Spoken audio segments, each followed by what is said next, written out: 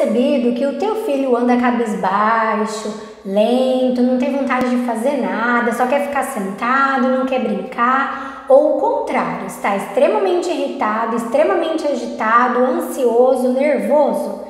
Pode ser que sejam indícios de estresse infantil. Nesse vídeo, vamos conversar sobre algumas atitudes dos pais que podem irritar os filhos e podem levá-los a esse estresse infantil e, consequentemente, a uma ansiedade ou a uma depressão ainda na primeira infância.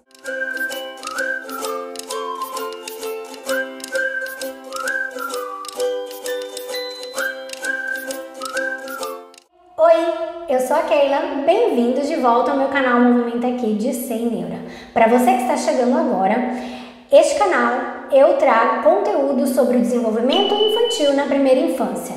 O meu objetivo nesse canal é dar informações para você saber como que funciona o desenvolvimento da tua criança e te ajudar nesse período aí da primeira infância. Bem, o assunto de hoje é estresse infantil e atitudes que os pais têm que podem provocar a ira na criança e que pode trazer essa situação de estresse, de desânimo e levá-la inclusive a uma crise de ansiedade ou depressão ainda na infância. E sim, crianças pequenas também têm estresse. Esse é mais um vídeo de uma série que eu tenho aqui no meu canal sobre criação de filhos para o Senhor, criação de filhos cristã, criação de filhos de forma bíblica. Vou deixar depois para vocês a playlist dessa série que eu tenho aqui sobre criação de filhos cristã. E esse vídeo também é complemento de um vídeo que eu fiz sobre estresse tóxico.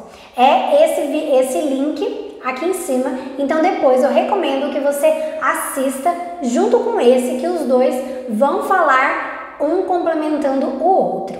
Bem, o primeiro texto que eu convido você para abrirmos é em Efésios 6, o verso 4. E vós, pais, não provoqueis a ira a vossos filhos, mas criai-os na doutrina e na admoestação do Senhor. Então, isso é uma indicação bíblica, né?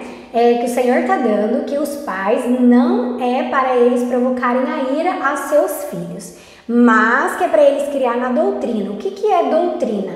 É treinar por ação.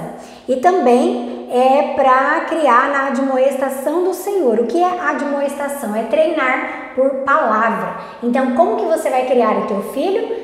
Fazendo e falando, na doutrina, no treinamento pela ação e na admoestação, no treinamento pela palavra, pelo falar. Outro verso que eu quero convidar vocês para ler é em Colossenses 3:21. Diz assim: vós, pais, não irriteis a vossos filhos para que não percam o ânimo. Gente, o que é não perder o ânimo? É não desanimar, é não cair, é não se prostrar, é não se deprimir. Então, olha só o que Deus está falando. Para a gente tomar cuidado para não irritar os filhos, para que eles não percam o ânimo, né? Para que eles não percam esse vigor. E aí sim você vai ver o que são filhos irritados, que vai consequentemente atingir onde? Na desobediência, na agitação, e aí sim vai ser uma questão muito difícil para você poder lidar. Mas o que nós fazemos que irritam as crianças? O que os pais e as mães podem fazer que irritam as crianças? Vou citar algumas coisas que irritam crianças. Separação entre os pais, conturbada, brigas regulares entre os pais. Outra questão que irrita a criança, falta de tempo dos pais com ela, das mães com ela, o tempo todo nessa vida agitada e não param para dar uma atenção, mesmo que sejam alguns minutos. Outra coisa também, comparação. A comparação só serve para duas coisas, ela exalta um e ela humilha o outro. Então, que bem que uma comparação traz para o teu filho? Nenhuma. Outra coisa que irrita a criança, falação demasiada. Você sempre fala a mesma coisa e cobra o tempo todo. Quem dá conta disso? Você não dá conta disso. Se o teu chefe fizer isso contigo no teu trabalho, você não vai gostar. Você de alguma forma vai dar um jeito para essa questão parar. Então, não faça isso com a criança. Exija da criança aquilo que ela tem capacidade para lidar naquele momento. Incentive, estimule ela para melhorar naquilo que você percebeu que ela precisa. Outra coisa que chateia muito as crianças, gritaria. Gritaria, gente, uma casa que tem gritaria é uma casa de guerra. E aí depois nós queremos que as crianças não gritem. E fala assim, onde é que você aprendeu isso? Uai, não gritam com ela vai reproduzir essa questão. A criança aprende vendo e ouvindo, mas ela aprende muito mais vendo o que os pais e as mães fazem do que ouvindo o que eles fazem. Porque até 3 anos essa memória dessa criança não está consolidada.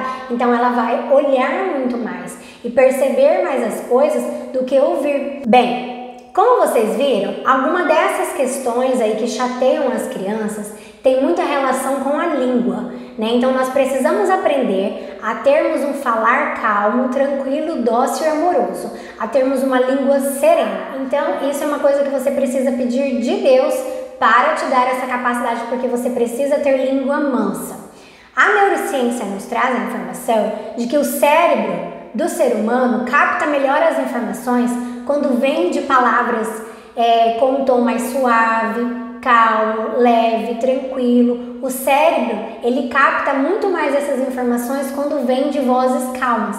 De agitação, de gritaria, não dá. O que acontece é a liberação de hormônios que aceleram a gente. Adrenalina, cortisol, e isso em excesso no nosso organismo faz mal. Liberar esses hormônios e vai intoxicando o corpo exagerado por conta desses hormônios e o cérebro da criança também. E aí a gente cai em um mar de grandes coisas ruins para a criança, que inclusive vai tocar no comportamento dela. Vamos para o texto então. Esse texto também está em Efésios. Vamos agora para Efésios 4. De 25 até o 32. Vamos falar então sobre essas questões aí que irritam as crianças, que eu disse que a grande maioria deles, ou se não todos eles, tem a ver com a língua.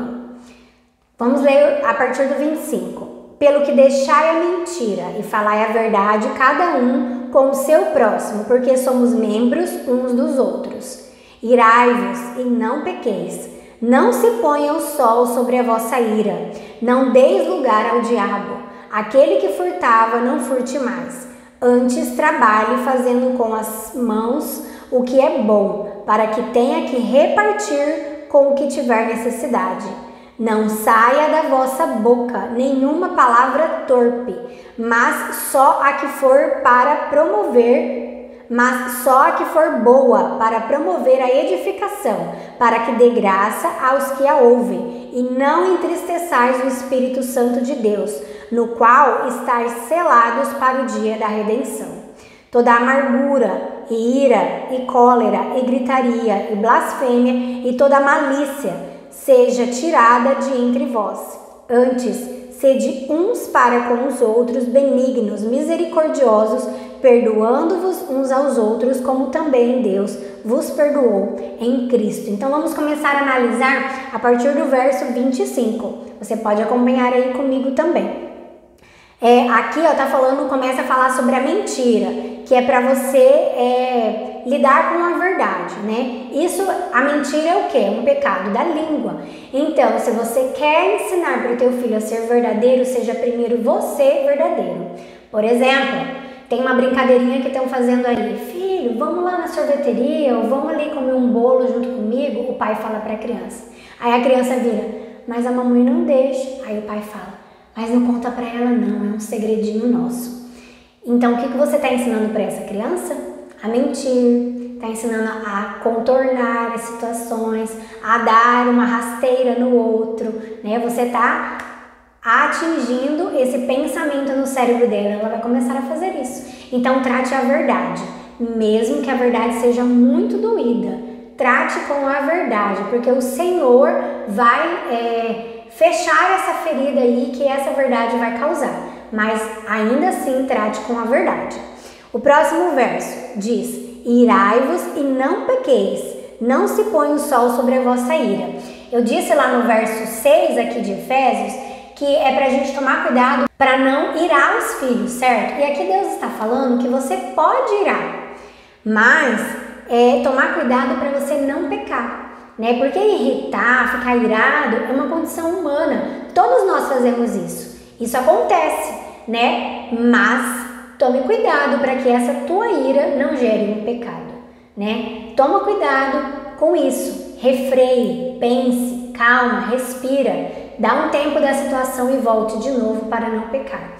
E a outra coisa que fala ainda no verso 26 é: não ponha o sol sobre a ira. Ou seja, nesse mesmo dia, antes de dormir, você tem que resolver essa situação com teu filho. O bom é que com crianças pequenas, aí até 3 anos vamos colocar, você resolva na hora, por conta da memória ainda não ser consolidada. Não deixe para depois, é imediatamente. Continuando, o verso 27, não deis lugar ao diabo. Isso quer dizer que quando você ira e você peca, você está dando lugar ao diabo na sua vida para ele te usar para fazer o que ele quiser para o reino dele. Então, não dê chance para que ele faça a festa aí na tua relação com teu filho, com a tua filha, na tua maternidade, na tua paternidade, na tua família.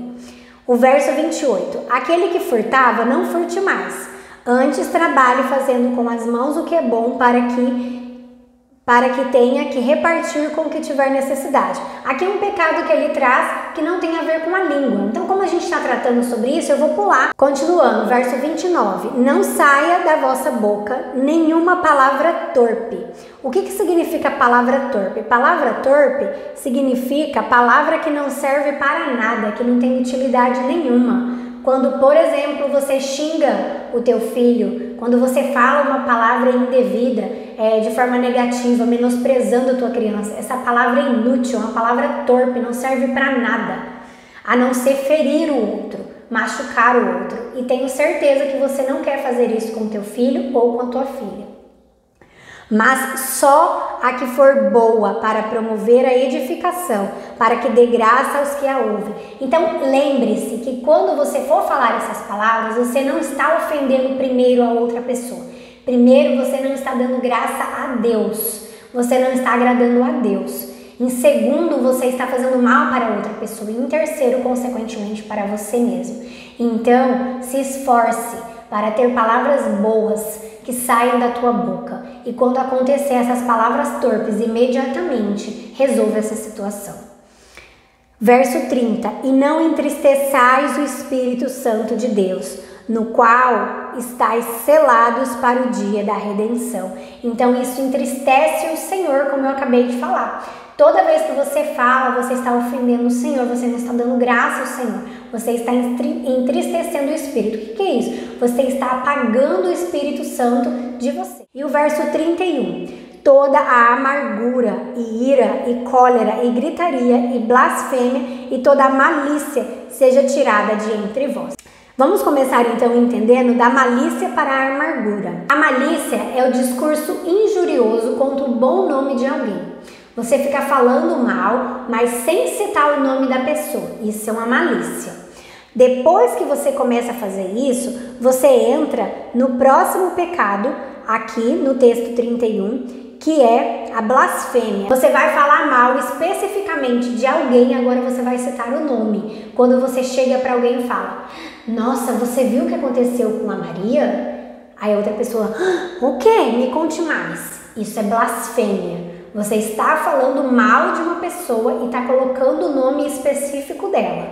Na malícia não tinha nome, era só comentando. E agora na blasfêmia é isso. Porque você só não sabe o que aconteceu. Então isso é uma blasfêmia, você não sabe os fatos para estar falando.